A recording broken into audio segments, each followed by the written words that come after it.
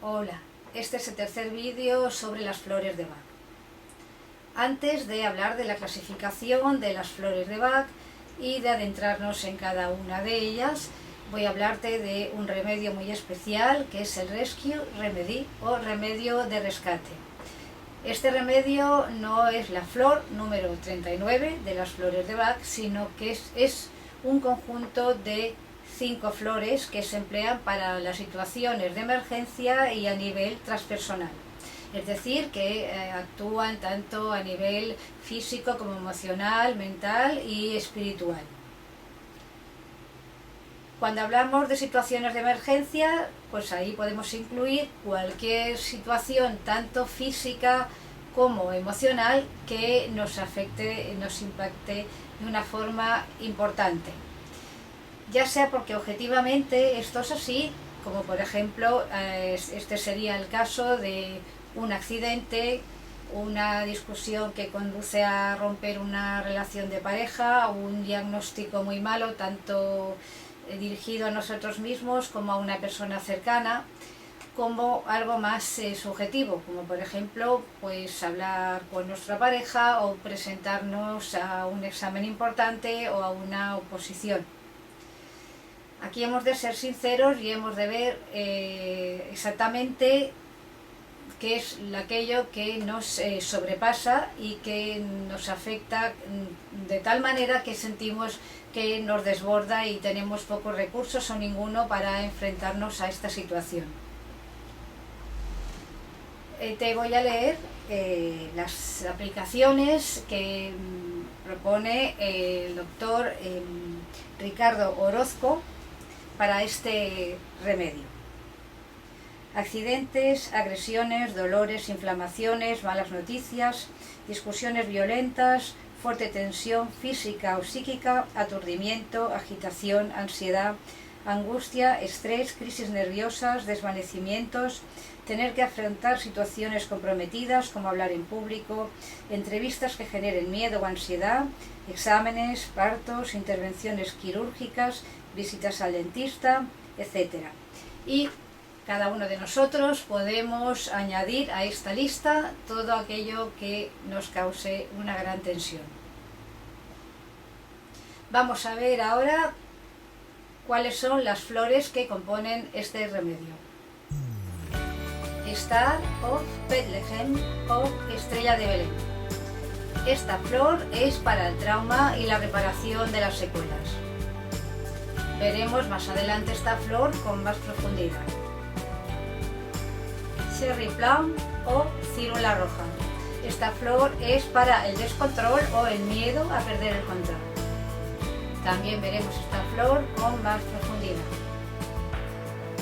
Impatience o Impatience, para el estrés, la ansiedad, el dolor y la inflamación. Clematis o Clematis, para el aturdimiento, el desmayo o proporcionar la energía necesaria en estas situaciones. Rock Rose o Eliantem, para el pánico y la paralización que se experimenta en muchas situaciones de alarma. Es importante que podamos digerir todas aquellas situaciones que son traumáticas para nosotros. Si no lo hacemos de forma adecuada, probablemente desarrollaremos un trastorno de estrés postraumático. Ante una situación que tiene un gran impacto para nosotros, en un primer momento estaremos aturdidos, no sabremos lo que pasa, podemos pensar que estamos viviendo una situación irreal, que esto no va con nosotros, que negar todo lo que está pasando, pero luego poco a poco tenemos que ir asumiendo esta realidad para poder adaptarnos. Pongamos por ejemplo el caso de un duelo.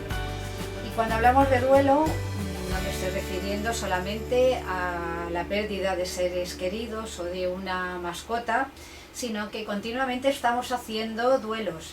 Hacemos duelos porque, por ejemplo,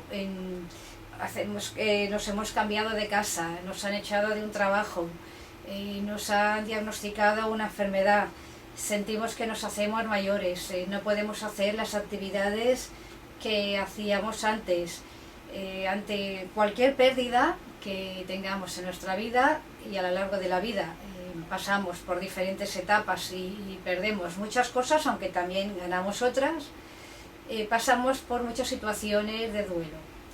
El duelo tiene sus etapas y es importante que podamos tolerar esas emociones que no nos gustan. No nos gusta sentir la pérdida, sentir el dolor, sentir el vacío, y podemos experimentar emociones de todo tipo, de tristeza, rabia, resentimiento, culpabilidad, y poco a poco tenemos que ir gestionando estas emociones hasta que vayamos adaptándonos a la nueva situación y podamos rehacer nuestra vida de forma satisfactoria, pero sin aquello que nos falta en este momento. En esta sociedad no llevamos muy bien las situaciones de duelo. Como habréis observado, se nos anima continuamente a no pensar y a no sentir. Incluso en algún hospital, en las salas de urgencias de la zona infantil, pone sonríe a los padres. Y evidentemente no es nada coherente que si los padres están muy preocupados por la salud de su hijo, sea lo que sea que haya pasado, se pongan a sonreír. Es importante tener esta coherencia interna y estar en contacto con los propios sentimientos, pero siempre de forma controlada. Es importante pedir ayuda, poder compartir todas esas situaciones traumáticas con otras personas, compartir realmente lo que significan para nosotros, siendo sinceros, no diciendo aquello que los demás quieren que nosotros digamos. Si queremos, podemos combinar el Rescue Remedy con otras flores, por ejemplo, walnut, sweet chestnut y elm. En este caso, para hacer el remedio, vamos a añadir 4 gotas del Rescue Remedy y 2 gotas de las restantes flores. Ante una situación de pánico y sobre todo ante los primeros síntomas, podemos tomar este remedio cada 5 segundos. Poco a poco iremos espaciando las tomas.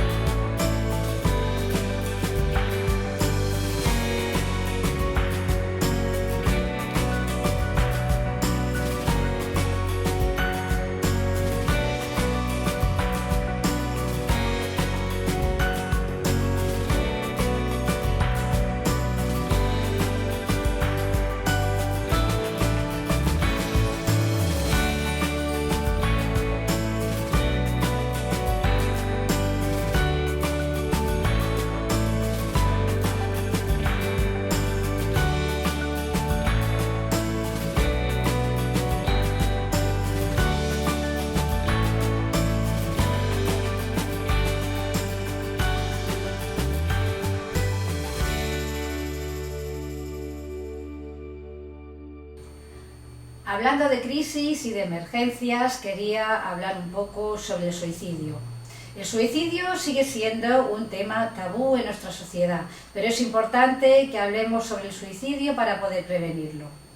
Ninguno de nosotros está libre de vivir una situación muy negra, de que se tuerzan todas las cosas en su vida y pensar que la única solución es acabar con la propia vida. Si una cosa es cierta es que la muerte no tiene marcha atrás y tampoco pueden tenerla algunas de las lesiones que podemos tener después de un intento de suicidio. tener una buena red de apoyo y unas buenas estrategias para resolver problemas puede salvar nuestra vida. Nosotros mismos podemos salvar la vida de otras personas ofreciéndoles nuestra ayuda cuando realmente vemos que están en una situación muy difícil, escuchando atentamente y sobre todo transmitiendo la idea de posponer esta idea de suicidio, este impulso, y luego ya probablemente la persona verá las cosas de otra manera. Os voy a contar los mitos sobre el suicidio para poder detectar situaciones de riesgo que de otra manera probablemente no podríamos detectar.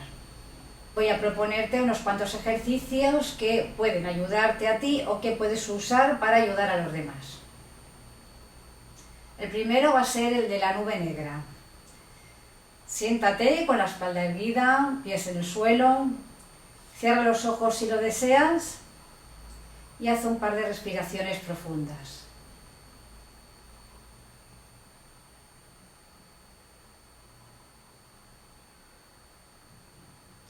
Y ahora vas a imaginarte que estás en una habitación muy grande en la que hay muchas cosas. Algunas te gustan más, otras te gustan menos, pero estás a gusto en esta habitación.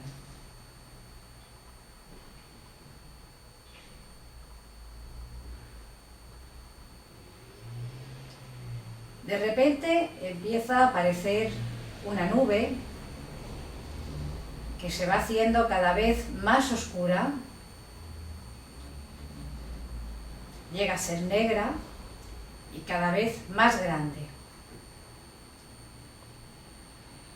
Esta nube no te deja ver los objetos de la habitación y llega un momento que ocupa toda la habitación.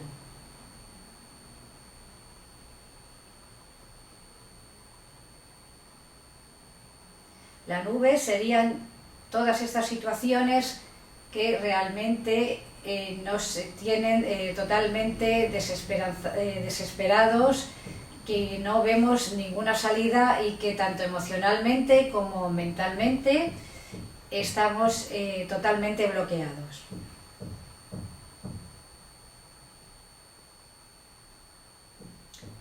Y ahora, poco a poco, vas a hacer que esta nube, esta situación tan negativa,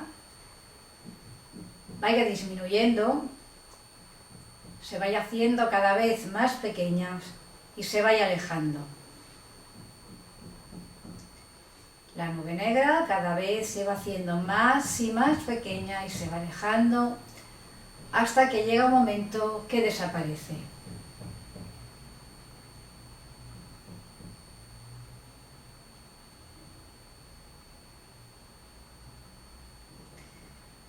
En este momento que haya desaparecido, vuelves a ver tu habitación tal como era o quizá ligeramente modificada.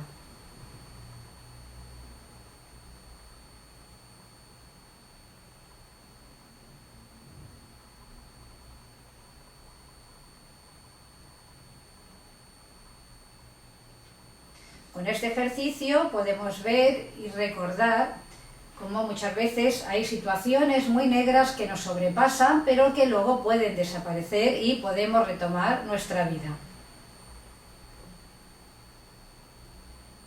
Quiero que recuerdes para los momentos difíciles esta imagen de la nube negra grande que no te deja ver nada más, pero que luego puede desaparecer totalmente de tu vida. Te voy a proponer otra imagen, le vamos a llamar el teatro. Imagina esta vida como un teatro en el que hay muchos escenarios. Tú estás en un escenario que ha sido el escenario de tu vida. En este escenario te sientes muy cómodo, muy cómoda, pero llega un día en que por diversos motivos no puedes estar en este escenario. Bien porque tú lo has decidido o bien porque ese escenario ya va a dejar de existir o cualquier causa. En este momento, aunque tú tienes mucho miedo y te sientes inseguro, tienes que recordar que hay otros escenarios en los que tú puedes actuar.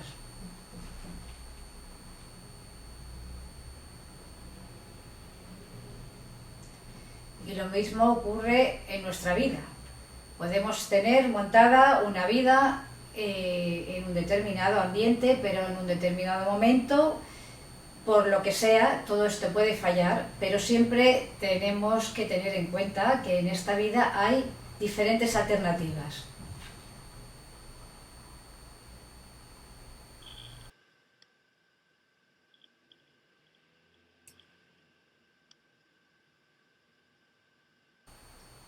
Mito número 1. El que se quiere matar no lo dice. Si seguimos este criterio, no seremos capaces de detectar aquellas manifestaciones verbales y no verbales que nos están diciendo que la persona tiene la intención de acabar con su vida. El criterio científico dice que de cada 10 personas que se suicidan, 9 de ellas verbalizaron claramente sus propósitos y la otra dejó entrever sus intenciones de acabar con su vida. El segundo mito dice que los que intentan el suicidio no desean morir, solo hacen el alarde.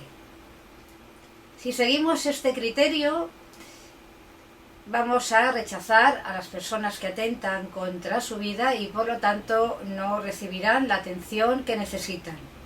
El criterio científico dice que es un error tildarlos de alardosos y que aunque algunas de estas personas verdaderamente no desean morir, la mayoría son personas a las que les han fallado sus mecanismos de adaptación útiles y no encuentran otra salida a sus problemas que no sea la de quitarse la vida.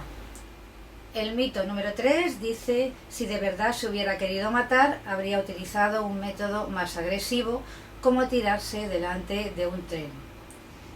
Este mito refleja la agresividad que provocan estas personas en los demás. El criterio científico dice que todo suicida está en una situación ambivalente. Por un lado tiene ganas de vivir y por otro lado no. El método escogido para cometer el suicidio está determinado por cuestiones culturales. El mito número 4 dice que el sujeto que se repone de una crisis suicida no corre peligro alguno de recaer. Este es un criterio equivocado que conduce a disminuir las medidas preventivas. El criterio científico dice que casi la mitad de los que atravesaron por una crisis suicida y consumaron el suicidio lo llevaron a cabo durante los 3 primeros meses tras la crisis emocional, cuando todos creían que el peligro había pasado.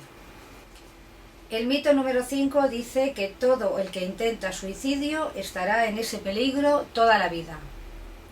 Si seguimos este criterio, podemos sobreproteger a las personas, estigmatizarlas o incluso rechazarlas por el temor a que se repita. El criterio científico dice que entre el 1 y el 2% de los que intentan el suicidio lo logran durante el primer año después del intento, y entre el 10 y el 20% lo consumarán en el resto de sus vidas. Una crisis suicida dura horas, días, raramente semanas, por lo que es importante reconocerla para su prevención. El mito número 6 dice que todo el que se suicida está deprimido. Aquí estamos haciendo sinónimos suicidio y depresión. Y la realidad es que algunas personas que están deprimidas pueden suicidarse, pero no todos los que se suicidan están deprimidos. El mito número 7 dice que todo el que se suicida es un enfermo mental. Aquí también intentamos hacer sinónimos suicidio y enfermedad mental. El criterio científico dice que aunque los enfermos mentales se suicidan con mayor frecuencia, no todas las personas que cometen suicidio tienen una enfermedad mental. El mito número 8 dice que el suicidio se hereda. Si creemos este mito, estaremos diciendo que el suicidio está determinado genéticamente y no podemos hacer nada para prevenirlo. La ciencia demuestra que el suicidio no viene determinado genéticamente y que los factores ambientales tienen una gran importancia. El mito número 9 dice que el suicidio no puede ser prevenido, pues ocurre por impulsos. Si seguimos este mito, no vamos a hacer nada para prevenir el suicidio, ya que se supone que no es posible hacerlo. El criterio científico dice que el suicidio se puede prevenir y que todas las personas que van a intentarlo muestran con anterioridad una serie de síntomas que lo predicen. El mito número 10 dice que al hablar sobre el suicidio con una persona que está en riesgo se le puede incitar a que lo realice. Si pensamos así, vamos a tener miedo a hablar sobre el suicidio. El criterio científico dice que todo lo contrario. Hablar sobre el suicidio con una persona que está en riesgo disminuye las probabilidades de que lo cometa y además puede ser la única posibilidad que tiene de poder continuar con su vida. El mito número 11 dice que los que intentan el suicidio y los que se suicidan son individuos peligrosos, pues al igual que intentan contra sí mismos, pueden intentar contra los demás. Si pensamos así, vamos a tener temor a la hora de enfrentarnos y ayudar a estas personas. El criterio científico dice que el acto suicida es autoagresivo y no es una agresividad dirigida hacia los demás. El mito número 12 dice que una persona que se va a suicidar no emite señales de lo que va a hacer. Esto supone un desconocimiento de las manifestaciones prodrómicas del suicidio. El criterio científico dice que los que van a cometer suicidas expresan con palabras, amenazas, gestos o cambios de conducta lo que va a ocurrir. El mito número 13 dice que el suicida desea morir. Este criterio justifica la muerte de estas personas. El criterio científico dice que el suicida está en una situación ambivalente. Desea morir si las circunstancias de su vida continúan de la misma manera, pero desea vivir si éstas cambian. Tener en cuenta este hecho es muy importante a la hora de hablar con las personas para ayudarlas. El mito número 14 dice que el que intenta el suicidio es un cobarde. Aquí estamos equiparando el suicidio a un rasgo de personalidad. Y el criterio científico dice que el que intenta el suicidio es una persona que sufre. El mito número 15 dice que el que intenta el suicidio es un valiente. Aquí ocurre lo mismo que en el caso anterior. No podemos considerar que el suicidio es una característica positiva de la personalidad. No podemos considerar que una persona es valiente o cobarde según el número de intentos de suicidio que haya cometido. El número 16 dice que solo los pobres se suicidan. El suicidio no es característico de una determinada clase social, ya que si pensamos así, dejamos de lado otras muchas variables. Lo que sí hay que tener en cuenta es que las personas que tienen menos posibilidades económicas están sometidas a mayor cantidad de situaciones estresantes. El mito número 17 dice que solo los ricos se suicidan.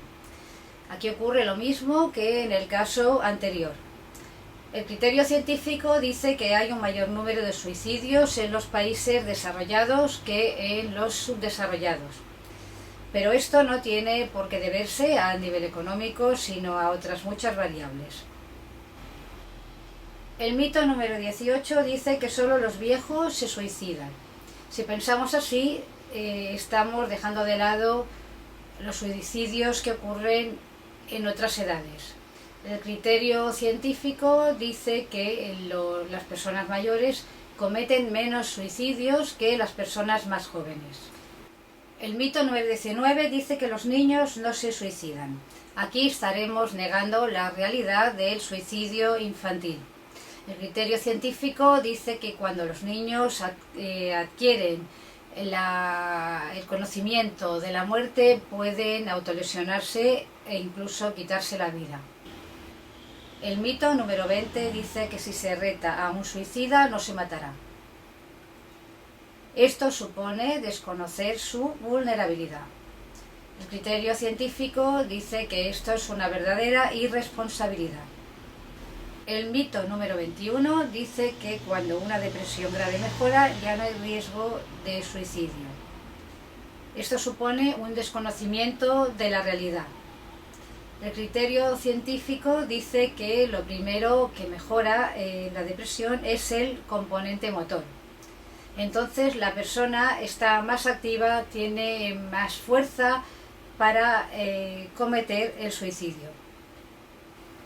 Y finalmente el mito número 22 dice que los medios de comunicación no pueden contribuir a la prevención del suicidio. Esto es un criterio totalmente falso, ya que los medios de comunicación se ha demostrado que pueden ser un valioso aliado para la prevención del suicidio, siempre y cuando hablen de él de la forma correcta.